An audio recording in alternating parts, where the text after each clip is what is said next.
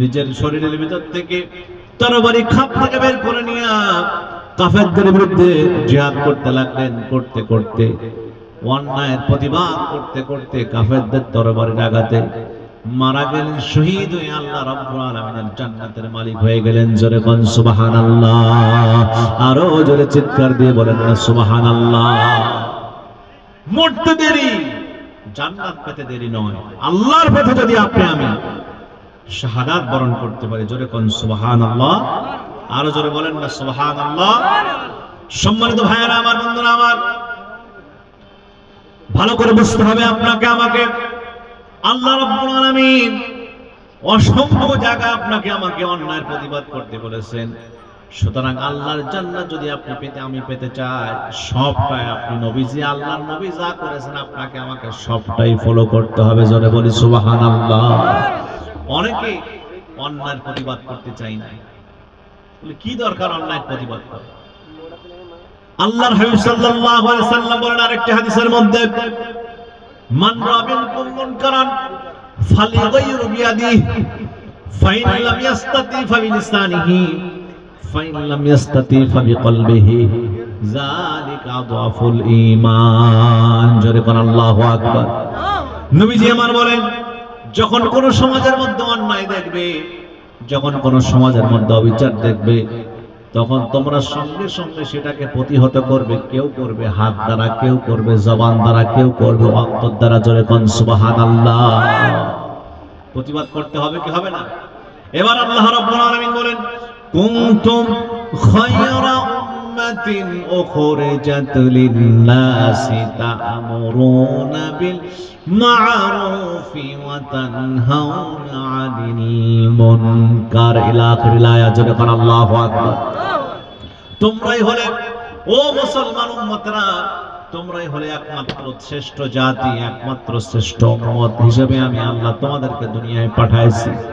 তোমাদের কাজ হলো একটা, অন্যায়ের প্রতিবাদ করবে, অন্যায় দেখলে তোমরা বাধা দিবে, আর ভালো কাজের জন্য তোমরা নির্দেশ দান করবে। জোরে বলি সুবহানাল্লাহ। তাহলেই আল্লাহর জান্নাত পাওয়া সম্ভব। জোরে কোন ঠিক কিনা? আল্লাহ রাব্বুল আলামিন আয়াতের মধ্যে বলেন, ফি জান্নাতি ইয়াতাসালুন, জান্নাতি যারা হবে, জান্নাতে যাওয়ার পর ভালো কর্মের মাধ্যমে জান্নাতে বসে বসে খোশ আলাপ করতে থাকবে, একজন আরেকজনের সঙ্গে সুন্দর কথা বলতে থাকবে জান্নাতীরা। ওই জান্নাত আমরা সবাই চাই, তো মন থেকে চাই, সবাই চাই তো আমরা জান্নাত। আমরা কান্নাতি, আমরা হলাম জান্নাতি। আমাদের আদি পিতা আদম আলাইহিস সালাতু ওয়াস সালাম কোথায় ছিলেন? একটু জোরে বলেন না, কোথায় ছিলেন? আল্লাহর জান্নাতে ছিলেন। সুবহানাল্লাহ বলেন, জোরে বলেন সুবহানাল্লাহ। তাহলে আমরা কান্নাতি, আমরা জান্নাতি। আমরাও কোথায় যেতে চাই? আল্লাহর জান্নাতে যেতে চাই। সম্মানিত মুরব্বিরা আমার, জান্নাতীরা জান্নাতের মধ্যে খোশ আলাপ করতে করতে হঠাৎ করে নজর চলে যাবে জাহান্নামের দিকে। জাহান্নামের দিকে যখন নজর চলে যাবে, এবার দেখতে পাবে জান্নাতীরা তাদের কারো ভাই, কারো স্ত্রী, কারো ছেলে, কারো মেয়ে তারা জাহান্নামী হয়ে গেছে। জাহান্নামী হয়ে গেছে। জান্নাত থেকে জান্নাতীরা আস্তে করে নেমে আসবে। নেমে আসার পর জাহান্নামীদের কাছে চলে যাবে। জাহান্নামের গেটের কাছে দাঁড়ায় আছে মালিক ফেরেশতা। ফেরেশতার নাম কি জাহান্নামের গেটে? বলেন বলেন বলেন। মালিক ফেরেশতা দারোয়ান জাহান্নামে। মালিককে বলবে, গো মালিক, আমার ওই যে ভাই দেখা যায় জাহান্নামী হয়ে গেছে, আমার বোন জাহান্নামী হয়ে গেছে। কি কারণে, কোন অপরাধের কারণে তারা জাহান্নামী হয়েছে আমাদেরকে একটু বলে দাও। জাহান্নামের মালিক ফেরেশতা দারোয়ান বলবে, আমি বলতে পারবো না। তাফসীরে জালালাইন শরীফের মধ্যে আয়াতের তাফসীরে ব্যাখ্যা এসেছে। বলে, না না না, আমি বলতে পারবো না। তাহলে কে বলবে? যাও, যারা জাহান্নামী হয়েছে তাদেরকেই তোমরা একমাত্র জিজ্ঞেস করো, জাহান্নামীরা কি কি অপরাধের কোন কারণে তোমরা জাহান্নামী হলে তারা বলবে, আনিল মুজরিমিনা মা সালাকাকুম ফি সাকার। জোরে বলেন আল্লাহু আকবার। সাউন্ডটা ভালো ছিল, কি হলো আবার? আগেরটাই দেন, বেশি নড়াচড়া করার দরকার নাই ভাই, যেটা আছে ওইটাই দেন। সম্মানিত ভাইয়েরা আমার, বন্ধুরা আমার, জাহান্নামীদেরকে এবার জান্নাতীরা বলবেন, আনিল মুজরিমিনা মা সালাকাকুম ফি সাকার। ও জাহান্নামীরা, কোন কারণে, কি অপরাধের জন্য, কোন অপরাধের জন্য তোমরা মা সালাকাকুম ফি সাকার, এই সাকার নামক জাহান্নামের মধ্যে আসলা? জাহান্নামীরা সেই দিন বলবে, আমরা 4টি কাজ করার কারণে, 4টি কাজ করেছি মাত্র, যার কারণে আমরা জাহান্নামী হয়েছি। কয়টি কাজ? জোরে বলেন, কয়টা কাজ? একটু আওয়াজ দেন, আওয়াজ দেন। 4টি কারণে, 4টি কাজের জন্য আমরা আজকে জাহান্নামী হয়েছি। 4টি কারণে আমরা জাহান্নামী হয়েছি। ওই 4টি কারণ আপনি আমি আজকে জেনে বাড়িতে যাব। রাজি আছি সবাই? রাজি আছি, রাজি আছি। কয়টা কারণ জাহান্নামী হওয়ার কারণ? কয়টা? 4টি কারণে আমরা আজকে জাহান্নামী হয়েছি। জাহান্নামীরা সেই দিন বলবে, এবার জান্নাতীরা জিজ্ঞেস করবে, সেই 4টি কারণ কি কি একটু বলো তো দেখি, শুনি আমি, আমরা কোন কোন কারণে তোমরা জাহান্নামী হয়েছে। জাহান্নামীরা সেই দিন এবার বলাবলি করতে থাকবে, আমরা 1 নাম্বার যেই কারণে জাহান্নামী হয়েছে সেটা হলো ক্বালু লাম নাকু মিনাল মুসাল্লিন।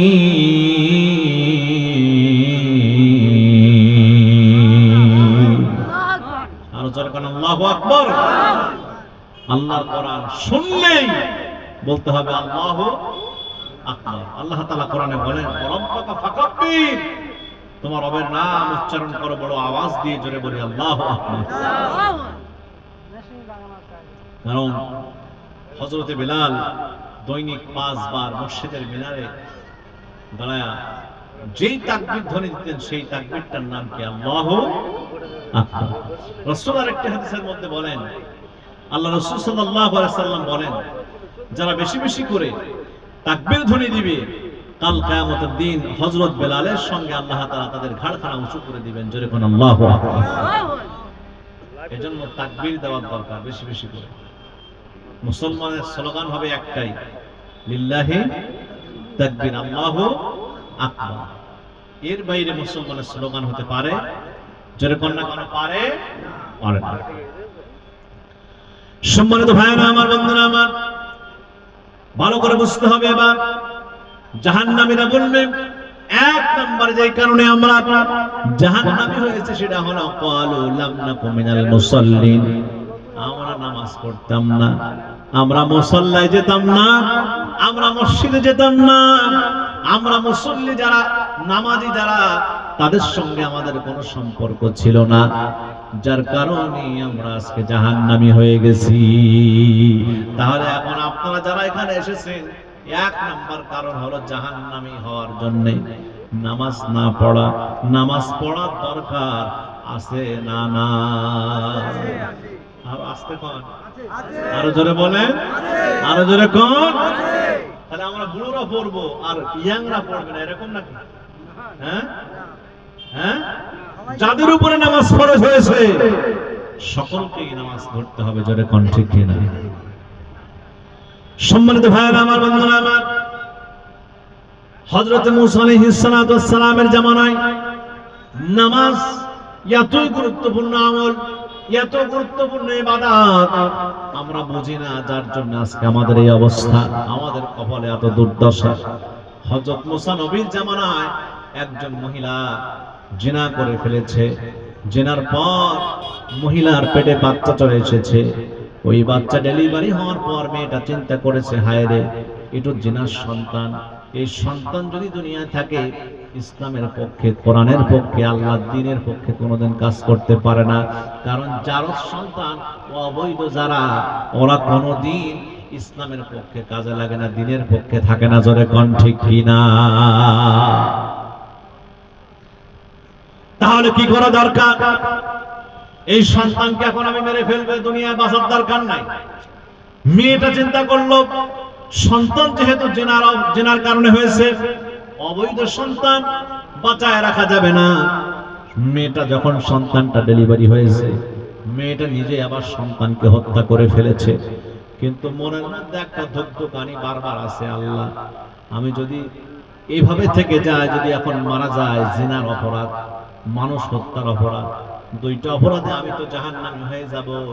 আল্লাহ আমার কি জান্নাতে যাওয়ার কোনো লাইন নাই, কোনো পথ নাই। টেনশনে পড়ে গেছে, আল্লাহর কাছে রাতের বেলা এবার তওবা শুরু করে দিয়েছে। আল্লাহু আকবার। আমার ভাই, আমার বন্ধুরা, হযরত মুসা আলাইহিস সালামের কাছে এক দৌড় মেরে সকালবেলায় চলে গেছে মহিলা, যে বলতেছেন মুসা নবী হে, আমি আল্লাহর কাছে এখন তওবা করতে চাই, জিনা করে ফেলেছি, পেটের সন্তান চলে এসেছে, আমি কি আল্লাহর কাছে তওবা করলে তওবা হবে না? আবার সন্তানটাকে আমি নিজ হাতে হত্যা করেছি। মুসা আলাইহিস সালাম নরম না গরম? নরম না গরম? মুসা নবী গরম শুনেই রাগান্বিত হয়ে গেছে। হযরত মুসা আলাইহিস সালাম এত বেশি রাখতেন, রাগার সঙ্গে সঙ্গে চুলটা পর্যন্ত টুপি ভেদ করে দাঁড়ায় আছে। তো আল্লাহু আকবার। মুসা নবী বলতেছে, মহিনা জিনা করেছে, একটা বড় অপরাধ, কবিরা গুনাহ, আবার তুমি কি করেছো? আবার সেই সন্তানকে তুমি হত্যা করেছো। তুমি এখন আসছো ক্ষমা চেয়ে, আল্লাহর কাছে মাপ চাইতে। এতক্ষণ কোথায় ছিলা? জিনার আগে তুমি কোথায় ছিলা? জিনা নাই করলা, সন্তান হত্যার আগে তুমি কোথায় ছিলা? যাও, আমার সামনে থেকে চলে যাও, সরে যাও। আল্লাহ রাব্বুল আলামিন পছন্দ করলেন না।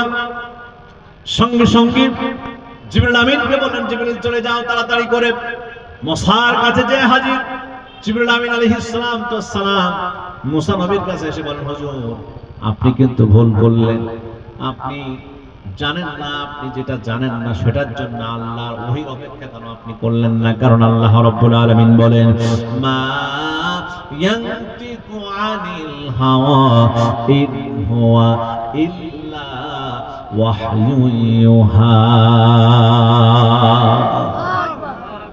আল্লাহ রাব্বুল আলামিন বলেন, আমার হাবিব, আমার নবী মুহাম্মদ সাল্লাল্লাহু আলাইহি সাল্লাম, সেও যদি আমার কথার বাহিরে, আমার শেখানো বাণীর বাহিরে কোন কথা বলতো, কোন বাণী বলতো, কোন বক্তব্য দিত, আমি আল্লাহ রাব্বুল আলামিন আমার হাবিবের গর্দানটা দেহ থেকে বিচ্ছিন্ন করে ফেলে দিতাম। সুবহানাল্লাহ। সুতরাং নবীরা ওহী ছাড়া কোনো কথা বলতে পারে? আর যারা কোন না কোন পারে? হে মুসা নবী, তুমি কেন ওহীর অপেক্ষা করলে না? তুমি কি জানো তোমার এই বনী ইসরাইলের মধ্যে, তোমার এই বনী ইসরাইল জাতির মধ্যে এই মহিলার চাইতে জঘন্য পাপিষ্ঠ নরনারী আছে? মুসা নবী অ্যাস্ট্রোনেস্ট হয়ে গেলেন, আশ্চর্যিত হয়ে গেলেন, অবাক হয়ে গেলেন। হায় রে আল্লাহ, আমার এই কওমের মধ্যে এত নিকৃষ্ট মানের মহিলার চাইতে, যে নিজে জিনা করেছে, পেটে সন্তান ধরেছে, সেই সন্তান ডেলিভারি হওয়ার পর আবার তাকে হত্যা করেছে, মানুষ হত্যার চাইতে অপরাধ পৃথিবীতে নাই। এর চাইতে জঘন্য নরনারী কে হতে পারে? হযরত মুসা আলাইহিস সালাম সঙ্গে সঙ্গে জিবরিল আমিনকে বললেন, জিবরিল ভাই একটুখানি আমাকে জানায় দাও। জিবরিল আমিন আলাইহিস সালাম বলেন, ও মুসা নবী, তাহলে শুনে রাখো সেই লোকটাকে।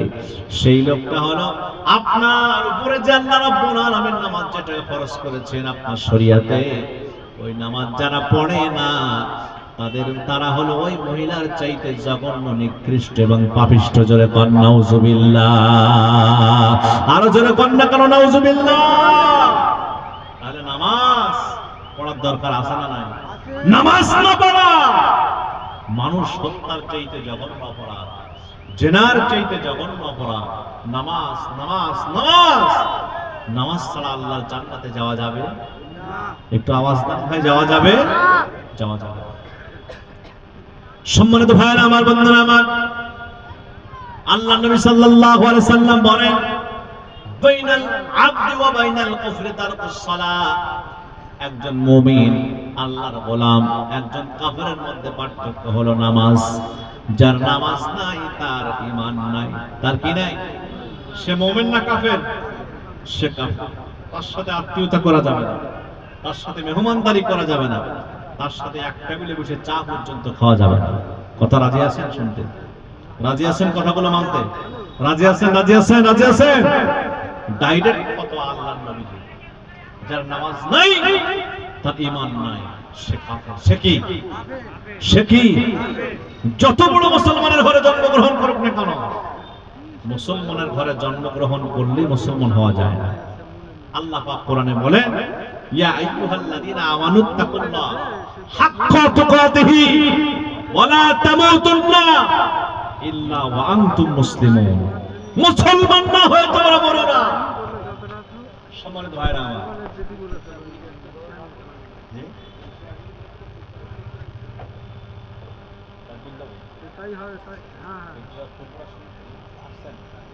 পীর সাহেব